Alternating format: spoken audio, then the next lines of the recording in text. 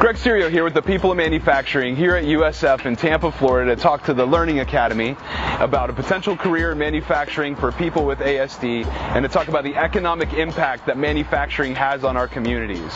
Let's go.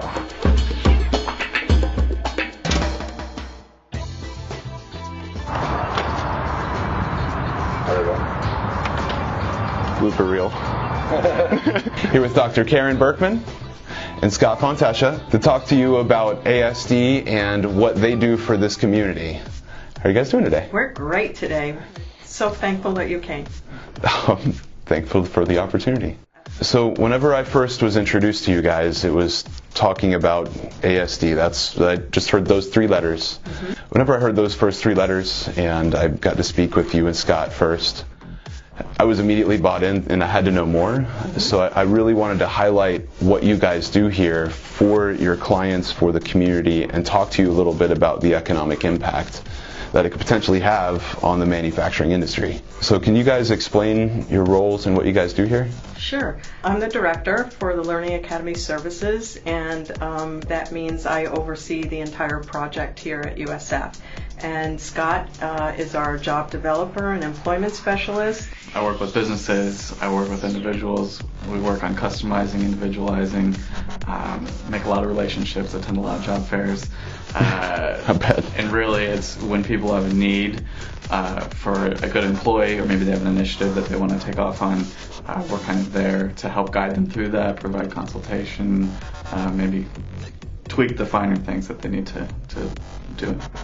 What is the mission of the Learning Academy?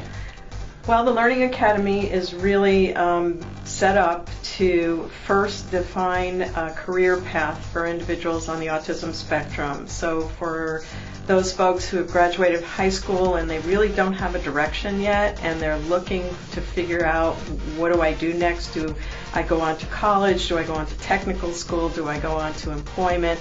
What we're trying to do is really prevent people from sitting at home with nothing to do, which is really probably about 80% of people with autism are not employed and could be employed.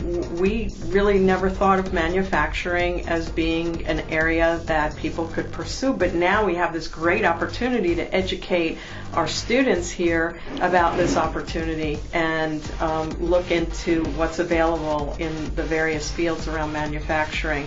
So for sure, we're going to introduce that to our job seekers as an option. My son is recently diagnosed with high-functioning autism, and he's got severe hearing loss and different types of heart disorders. So as a father, I had to come with the realization that he's probably going to live at home with me until he's late 20s, 30, and beyond. I had to prepare myself for that, and that alone was tough. And speaking with other people that are impacted by the same thing, it's like realizing that we're not alone. There is actually a lot of us, and the more and more we work together to provide these opportunities, that's our goal. Because honestly, we don't know what's going to happen, and we're only just now getting traction. Could you guys expand on what does ASD mean? Autism spectrum disorder is a neurodevelopmental issue that impacts 1 out of 59 people diagnosed today. So obviously there are quite a few people out there, and to your earlier point, this is going to be the next wave of people coming into employment.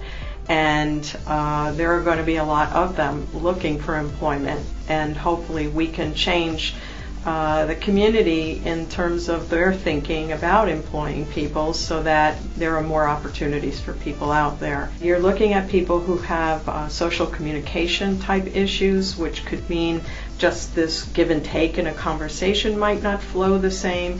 It could be not understanding certain aspects of language around using metaphors or using language that isn't concrete and clear. And so having to, when you say accommodate, you could sort of change the pattern of how you're communicating in order for that person to better understand you. So I might ask you about some of the jobs in your industry, and then I might say, well, I can pick out something from each one of those jobs that might be a really good match for this person.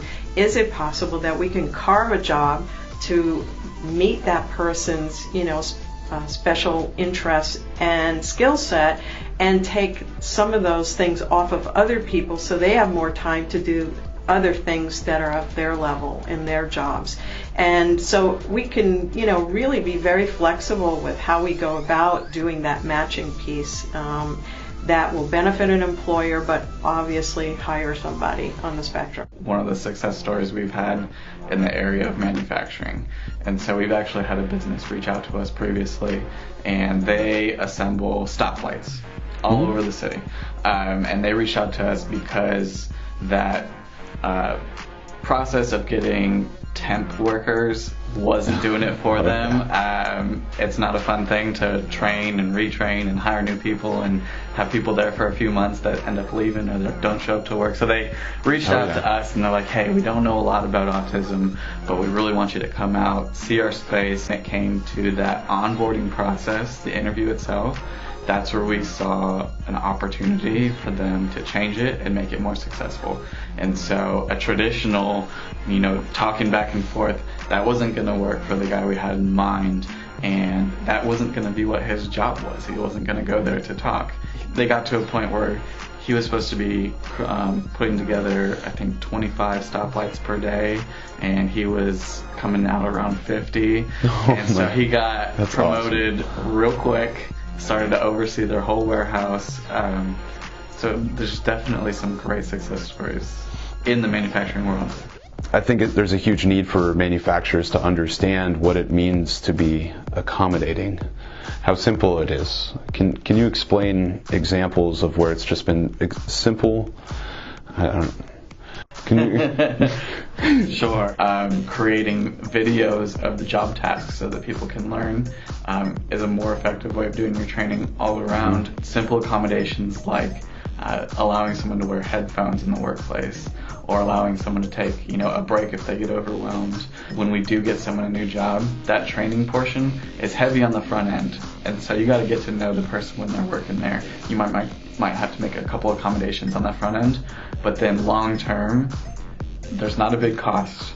It's relatively easy, it's simple, and then after you get over that initial hump of maybe they need some training or coaching, things work out really well in the long run. And these are all things that the Learning Academy helps employers with. We don't expect everybody's just going to know what to do. So our job is to come in and speak with folks and learn their business and help them understand how simple things can be sometimes, and how that ends up being a win-win for everybody.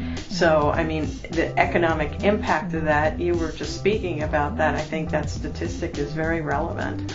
I'm big on superheroes and Green Lantern. But I actually got the Green Lantern tattoo for my son. Because in order to be a Green Lantern, you have to have infinite willpower and be fearless.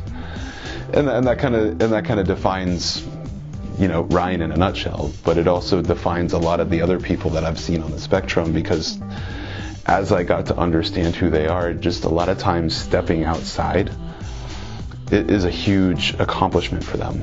And then each, what most people might view as something that's rudimentary, or it's actually a huge accomplishment for them. And then they're facing their fears every day. And then they power through it. So for the rest of the world to understand that those tasks, they are daunting for that individual, and the fact that they still powered through makes for an extremely strong individual, because I really truly believe that it is the next wave. It is the fix. Manufacturing can come into it at a time where it's all brand new. They can get ahead of the game, and they can make it work and get into this kind of when it's strike while the iron's hot, right? Yeah. No, and one thing that we learned, robotics as a whole is like one of those buzzwords, and then I did quotations again. But the buzzword of robotics, there's not even a SOC code that's designated for a job, robotics. And it's something that's emerging fast, but if you look at, so like in different segments, man versus robot, there's a different version for a person and there's a different version for a robot, but that robot is repetitive processing. And that's where I see, like, as the workforce in manufacturing evolves, I seriously see the biggest opportunity in the industry for people with ASD is through robotics. think another area is also quality assurance. Being able to see the details is something people with autism are oftentimes very good at, and may see things that other people aren't seeing in a way that they're not seeing it, and that's an asset that can certainly be tapped into around quality in any company. If you're a job seeker, manufacturing employer, really just a person in general, and you want to be involved with what's going on here, please visit the website at learningacademy.fmhi.usf.edu.